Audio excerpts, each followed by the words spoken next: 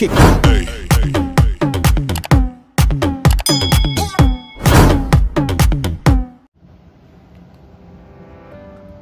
Buksan natin anong laman nito.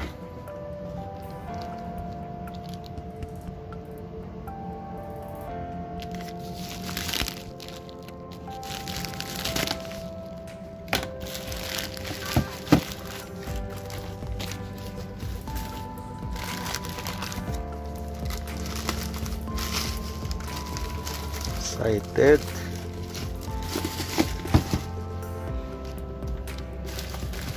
Nagagamit na sa pag-akyat ulit sa bundok. Yun.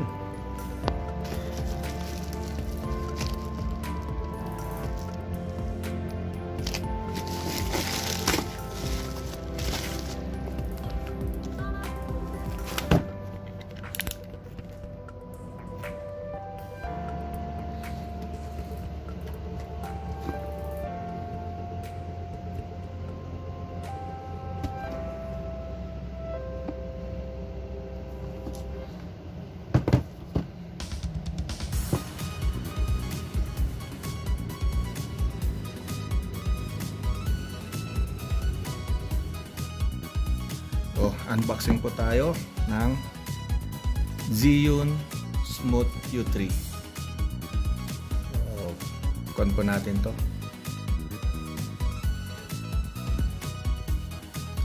Dagdag natin gamit para sa ating pagkuha ng video.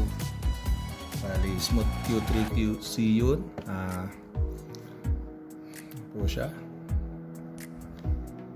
Gimbal po para pagkuha hindi tayo tinatawanan pag kumukuha tayo ng video magalaw. Kailangan natin ng gimbal. I-open po natin kung ano po yung laman.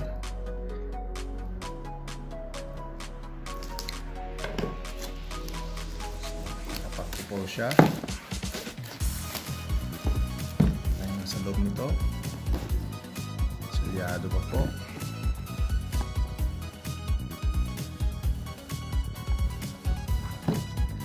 Natin.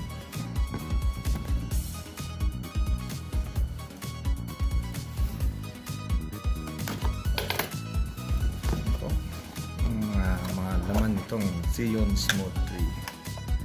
So mayroon siyang service card, manual po, ayan po, mayroon na siyang sariling walit na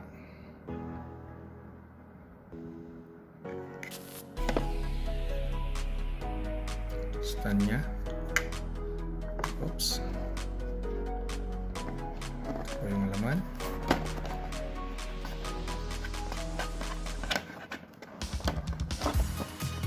Ano? Gaan. Gimbal po natin. Meron po siyang Type-C charger. Ito po siya. Adjustable po yan.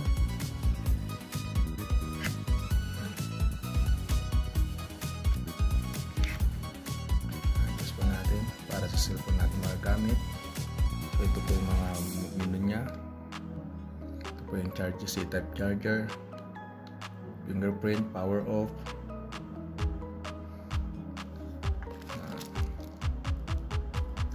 C-type USB,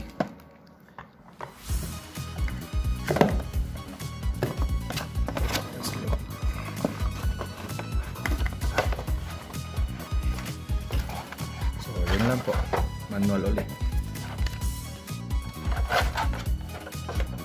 Simple po. Kung ba may na siyang ibang kalaman-laman. Ito, additional. Yun. Additional manual po. Dalawa manual niya.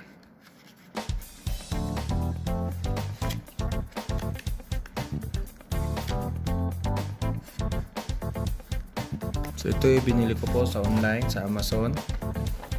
Sumura po kasi dun.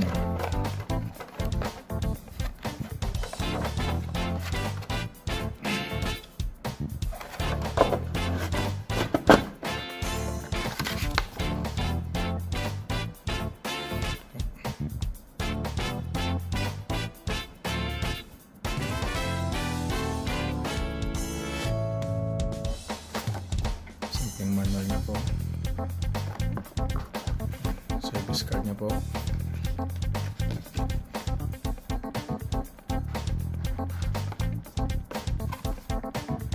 Okay. Kung anong gusto natin steady, kanya po, naka-stand niya.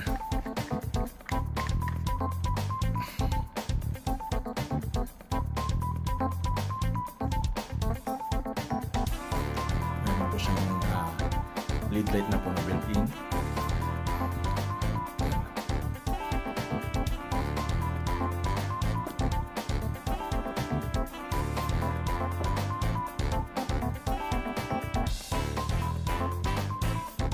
Charge muna po natin to bago natin i-open. Yun lang po. Dagdag natin sa ating kahit cellphone ang gamit natin, pangkuha ng video para sa mga gala ho natin, sa kuwan, at least nakuha na natin yung vibration, need natin kami pag kumuha tayo ng video at hindi tayo matawag na nakakahilo yung video. Yun lang po. Simple lang po yung laman ng box ng Z, yun po. So abangan nyo na lang po pag ginamit ko to at gagamit na ito sa pagkakit namin ulit doon sa bundok. Paano siya magkukot sa cellphone po. So ang ibang review naman nito makikita nyo naman po sa YT. Yun lang po.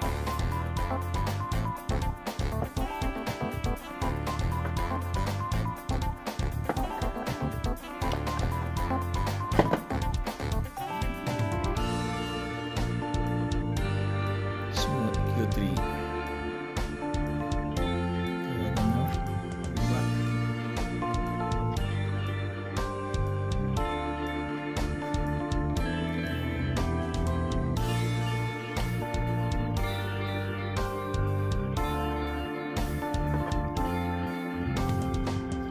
See you.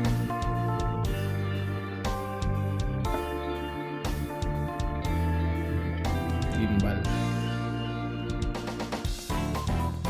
Dito na lang po ang ating simpleng unboxing ng ating katulong sa pagkuha ng ating mga video po. Maraming salamat. At, kita tayo sa susunod na ating mga video.